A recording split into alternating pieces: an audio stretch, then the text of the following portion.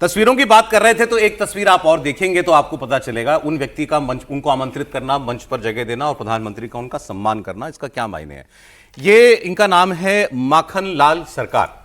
इन्हें आप बीजेपी से पहले जनसंघ थी, श्यामा प्रसाद मुखर्जी संस्थापक हैं बीजेपी के जनसंघ के, तो उनके साथ जिन्होंने काम किया कश्मीर में 1952 में श्यामा प्रसाद मुखर्जी जब गए थे तो उनके साथ तिरंगा फहराने वाले माखनलाल सरकार 98 साल 98 ईयर्स इनकी आयु है, उनको आज आमंत्रित किया गया था और उनको उनसे जिस तरीके से प्रधानमंत्री मिले उनके पांव छुए। तस्वीर एक बार दिखा दीजिए शुरुआत से। এই বাংলায় জন্মগ্রহণ করে নিজের প্রাণ দিয়েছিলেন, যাকে কাশ্মীরের शुरुआत से জেলে दिखा दीजिए। রহস্যজনকভাবে অনুরোধ জানাবো আজকে শ্রী মাখনলাল সরকার সম্পর্কে তিনি আমাদের বলবেন।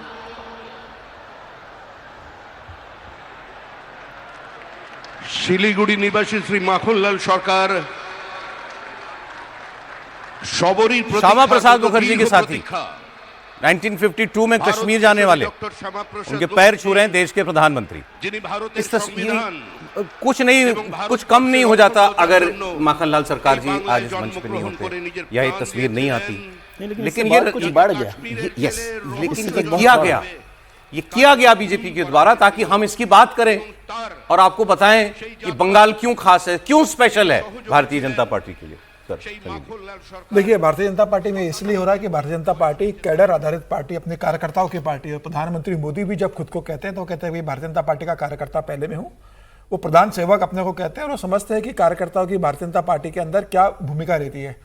परिवारवाद की जो पार्टियां है वो ये समझ नहीं सकते कि कैसे देश का प्रधानमंत्री आज जब बंगाल में सरकार बनती है तो माखनलाल सरकार को स्टेज पर लाया जाता है, उनके सम्मान करते हैं। और ये तो माखनलाल सरकार तो वो जिन्होंने श्यामा प्रसाद मुखर्जी के साथ 1952 में किया।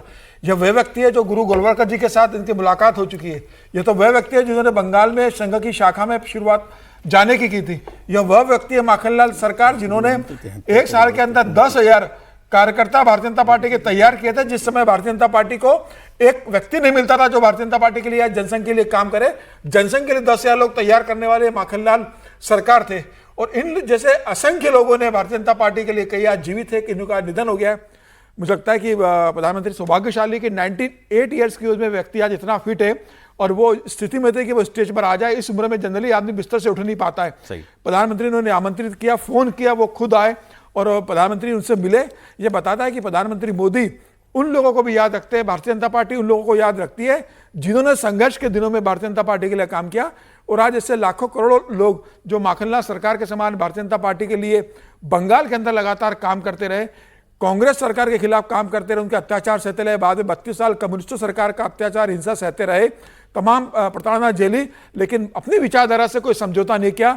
जमीनी स्तर पर लगातार भारतीय जनता पार्टी जनसंघ के लिए काम करते रहे, संघ के लिए काम करते रहे।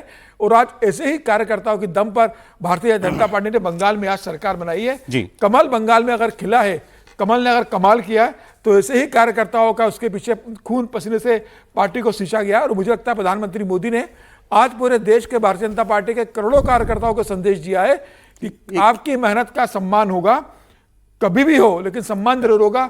आप पार्टी के लिए काम करते रहिए। और मुझे लगता है यह एक बहुत बड़ी सीख है भारतीय जनता पार्टी के कार्यकर्ताओं के लिए और परिवारवाद पार्टी के लिए भी एक बहुत बड़ा संदेश है कि भाई परिवारवाद से बाहर निकलो और कैडर आधारित पार्टी बनाओगे तो ही भारतीय जनता पार्टी। अच्छा, हम आज जो टीम जिसने शपथ ली है शुभेंदु अधिकारी के साथ उसकी बात भी करेंगे। अभिषेक बनर्जी का एक पोस्ट आया है आज, तो वो क्या कह रहे हैं वो हम आपको बताएंगे। लेकिन एक चीज जो हम लोग बात कर तो रहे हैं, लेकिन मुझे लगता है हम उसकी गंभीरता को या उसकी गहराई को शायद उस तरीके से आपके सामने जैसा रखना चाहिए नहीं कर पा रहे शायद, कि क्यों बीजेपी के लिए बंगाल जो है वो इतना महत्वपूर्ण है। मुझे देवेंद्र पराशर इंडिया टीवी के एडिटर है, उन्होंने कहा, मैंने बीजेपी के एक बहुत सीनियर नेता से पूछा कि कितनी इंपॉर्टेंट होगी जीत, तो उनका जवाब हैरान करने वाला था कि 2-3 राज्य चले भी जाते ना अगर बंगाल लेने के लिए तो हम खुशी खुशी अपने वो उनकी सरकार अपनी कुर्बान कर देते। इलेक्शन में आपने देखा ही होगा कि बीजेपी का पूरा फोकस वेस्ट बंगाल को लेकर था। मतलब हेमंता जी ने अपनी सरकार बना ली क्योंकि उनको छोड़ दिया गया था और उन्होंने भी भरोसा दिला दिया था। लेकिन बीजेपी, प्रधानमंत्री अमित शाह जी, भूपेंद्र जी, सुनील बंसल जी और जो लोग, तमाम लोगों का